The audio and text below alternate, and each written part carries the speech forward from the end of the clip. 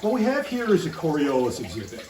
And the intent of this exhibit is to both explain the Coriolis effect and also explain how the Coriolis effect influences weather patterns in both the northern hemisphere and the southern hemisphere.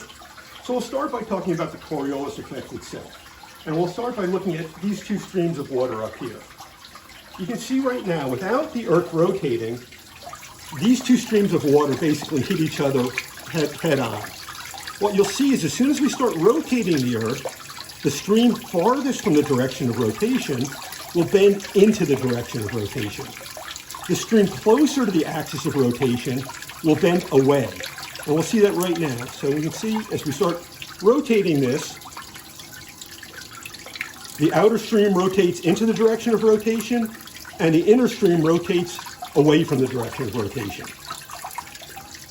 Now, how does that affect weather patterns in the atmosphere?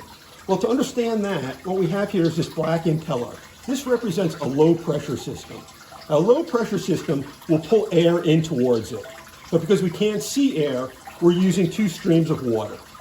The stream up top here is close to the North Pole. It's close to the center of rotation of the Earth, so we'd expect this one to rotate, to bend this way like we saw before.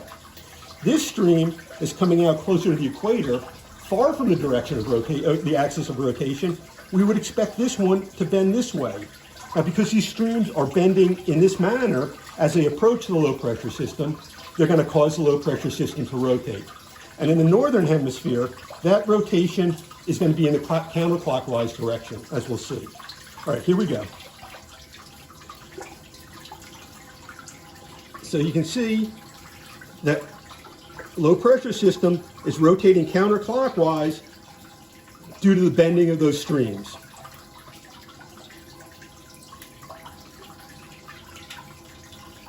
Now we can see what happens in the southern hemisphere. So if we look down here, we've got another low pressure system, but now in the southern hemisphere. Now again, the top stream is closer to the equator. We would expect it to bend this way. The lower stream, we would expect to bend this way. So in the southern hemisphere, because of those bending actions, the low pressure system will rotate clockwise. And we can see that here.